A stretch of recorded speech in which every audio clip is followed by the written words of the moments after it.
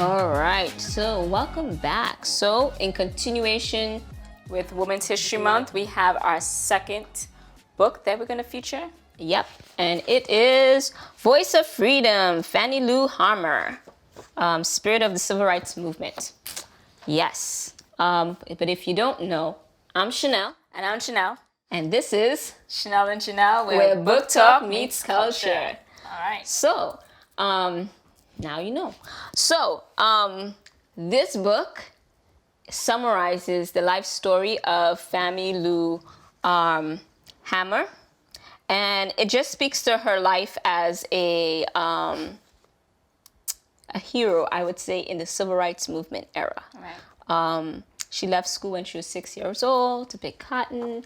You know, she later married a sharecrop holder. She adopted 2 girls, and she had a very interesting life. Yeah. And I think in 1962, she went, a friend, one of her friends, Mary, came to took her and told her about voting, and she didn't even know she had the right to vote, and that changed her life. And Yes. it goes through the whole history of her working from a sharecrop worker all the way to running for office. Yes. So her life takes an interesting turn and toll, and it all happens because when there is, let me see if I get this right, because I could be, her life changed when she found out she can vote, basically. And I think that's where the trajectory of knowing that her voice, her voice had power, or her voice mattered, and she had a right to go out and vote, is what led her and drove her and pushed her to go forth and just make change, to make sure that the people in her community knew they had the right to vote, that she went to register to vote, and she was just she was determined, unstoppable. Yes.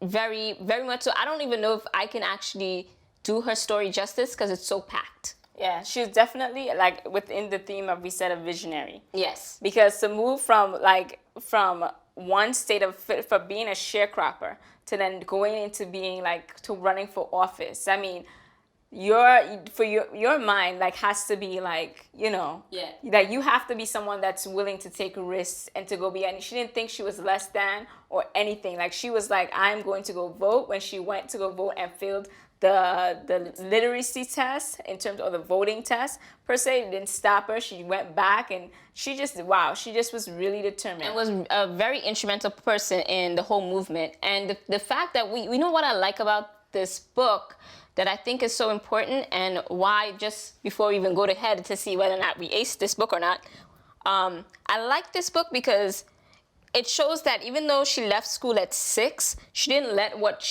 people may have thought about her or her level of education stop her from thinking that she can do more. She didn't see herself as less than, or I'm not good enough, or these people won't listen to me, they're more educated than I am. You know, she was just oh, I didn't know I had this right. Now I do know. So, knowledge was her power and her influence, and what pushed her to be yes, I'm doing this. Right.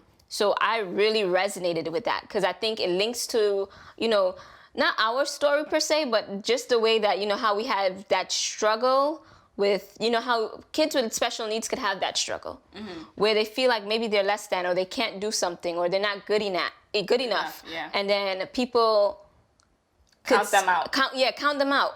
But I think she's a good role model because you can look at her and you could put her in the box of the civil rights movement. But then if you look at her even further as a visionary, even within her being a sharecropper, she had a bigger vision while she was working there. Yeah. She never limit herself to say, well, I'm gonna do this, and she got sick and tired of being sick and tired. Sick and tired of being sick and tired of being sick and tired. Yes. So she went from picking cotton to talking to let me say it right. In 1964, the Democratic National Convention. Oh yes, where she got cut off by the president during the whole conference. That I tell you, when people try to hold you back, they don't even know how they set you up. Because that whole cutoff thing, and if you don't know, Google it, YouTube it, go look up her history. It's amazing, and you get a lot of it out of the book. You do. Which points to whether or not does this book ace? Is this book ace? So let's remind you of ACE. ACE. Is it accessible to the reader? Can kids read the book independently or with an assistant adult? Is the graphics accessible? Would kids really understand this book? C. Am I spelling H right? No, AC. Oh, yeah. See, cultural relevance. Yes. Is it culturally relevant? Does it truly represent who they say they're representing? And then there is E, engagement. Is it entertaining, fun, lighthearted? Yes. Or even if it's not lighthearted, is it an interesting read? Yes. So let's start with the A. Do you want to start? Want me to start? I can go. I can go first. So with A, I give it a whoo. It's on shaky waters for me. Here's why. This is a thing that's so tricky with picture books, right? It's a picture book, and you would think that picture books are for lower grade readers because as you get older, you read less picture books, more chapter books. However, even though it is a picture book, the content and the language can be a little challenging for young readers. I'm thinking this book can go late elementary, early middle school. And that's kind of tough because in the early middle school, you won't really give a middle school a picture book, which is like one of the challenges I have sometimes with picture books is that if the language is so high, it's like, would you really give a sixth grader a picture book? And not that they can't read a picture book, but it's just like it might be high. Not that it's not written well, because it's written well because it's a poem. I like the way it moves through. It has a lot of history and facts. It's nonfiction, but because it's done through a poem and a story, it makes it easy to read in that sense. But the language, and then you need the support to understand the history, the background. There's a lot that needs to, like, you can do a whole book report on her and just use this book and have to pull different resources to help you understand the time period, what's going on. I don't think a kid would be able to grasp all of that independently. I think as an adult, you could read it and you can be like, oh, you're learning and still understand, but not as a child. I don't think kids will be able to. I agree. I think that children won't be able to really access this book fully on their own or independently with all the content and information. I think it's accessible to educators because it's a quick grab. Because different segments of her life are categorized into these shorter poems, it's easy, I think, for an educator to grab 2 or 3 of those poems and do lessons on them. As opposed to do a whole sit-down read with this book is intense. Oh, yeah. And because of, like you said, the content of her, like even talking about sterilization and how she couldn't, through a law that she couldn't, have her own kids, the content could be a little heavy for younger readers. So I think it is for like later elementary, like you said, early middle school. What about cultural relevance? Oh, definitely it was culturally relevant. Even the language, like the language of it, you felt like you knew she came from the South. Like the way the author wrote it, you knew she came from the South. It wasn't like it was written and by someone else. It doesn't feel like, it felt like it was her voice. Like she was telling her own story. It didn't feel like somebody was telling the story for her. And the language was consistent.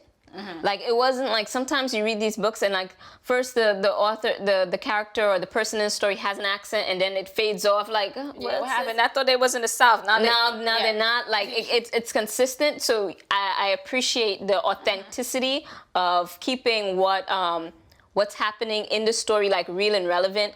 Definitely culturally relevant to the time period. Didn't sugarcoat nothing. Nah. Everything is just like raw. Yeah.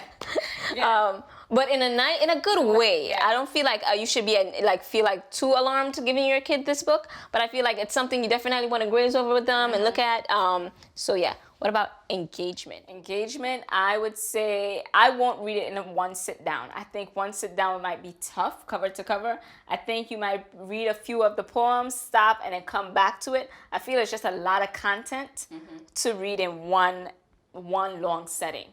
Yeah, I honestly had to read this book in parts, only because I kept getting distracted by other things. But honestly, I think I've definitely read books where I've sat down and read the entire thing in one sitting.